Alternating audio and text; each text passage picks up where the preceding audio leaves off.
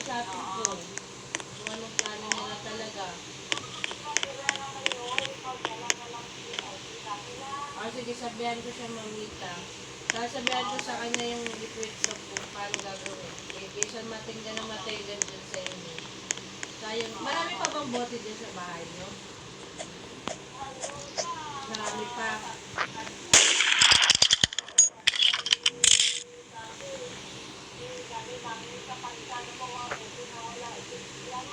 Kaya nga, parang nag-iwanag yung bahay mo. Ang ganda ng bahay mo, tapos naging bodega lang. Siyempre, magkukos yan ng lamok-lamok. Oo, yun na napakausapin ka na natin, medyo nababa na yung presyo para Okay, so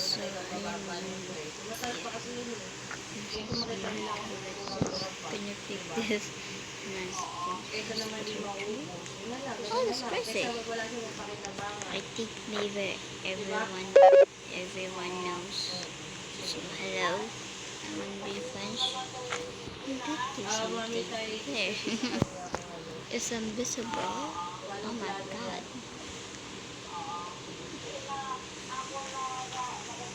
Okay, what I get? I got cherub. I got cherub, everyone. Oh, nice. Wow. I think I will stay away from y'all.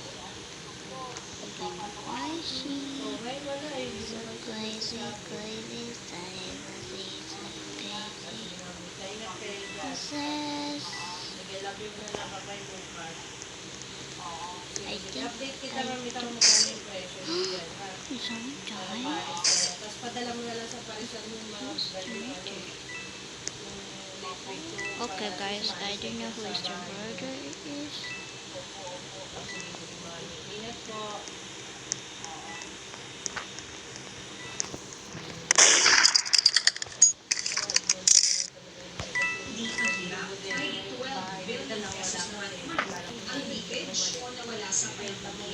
Like all this leakage because the design of the program is flawed. Dapat tinutulungan muna natin mga mahihirap natin mga estudyante na nagsisiksikan sila sa mga eskwelahan, lalo na sa urban centers. Priority lang po natin yung mga underprivileged. So we did not say na only poor will be able to join in the program. In fact, sa aming discussion also in the House of Representatives where they also wanted to expand the bill, we mentioned there that it can be from poor to middle income. I'm so really lagging, everyone. No, so lagging. Just gonna wait for people. I have to go on because I don't want to die. It's so scary. Oh my God. Because I'm not good at this game.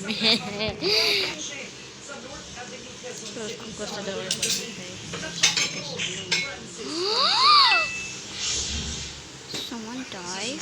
Okay, maybe it's so bad.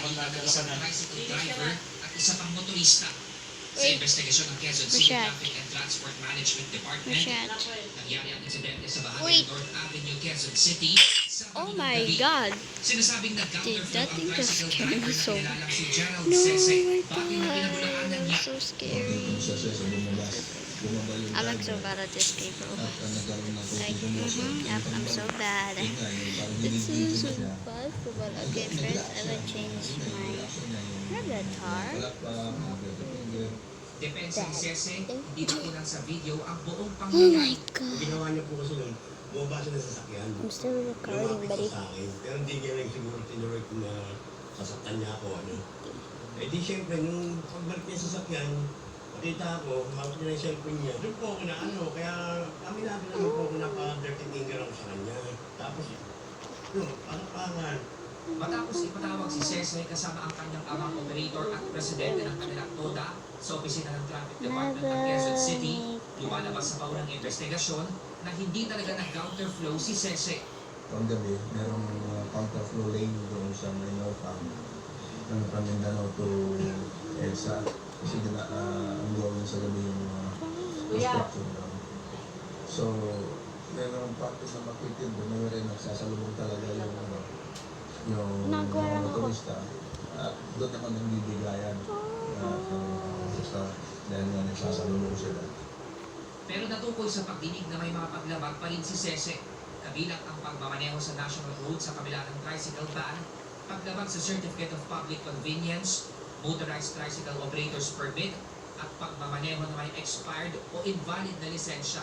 Ayon pa kay Cardenas, hindi rin bahagi ng aprobadong ruta ng tricycle ni Sese ang lugar kung saan naganap ang insidente. But dahil pati yung may-ari ng president, magkaroon ng relasyon kasi at ina-allow na yung non-professional driver's life.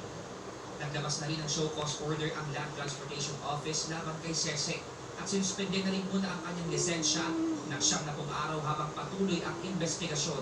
Ipinatatawag ng ahensya si Sese sa January 22 para ipaliwanag kung bakit hindi siya dapat sambahan ng kasong administratibo at suspendihin ng tuluyan ang kanyang lisensya.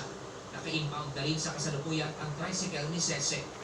Francis Orsio, ABS-CBN News.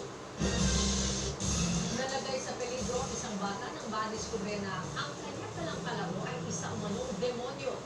Yan ang isa sa mga kwento sa Possessed, Real Stories from Filipino Exorcists, kasama si John Arcilio. Ang pagbisita sa albularyo ay nagiging sign nagiging activity sa any demonic activity sa eskwelahan. Bigla daw siya sa kanais na nagaan mo siya sa kanyang kaklase tsaka sa kanyang sarili.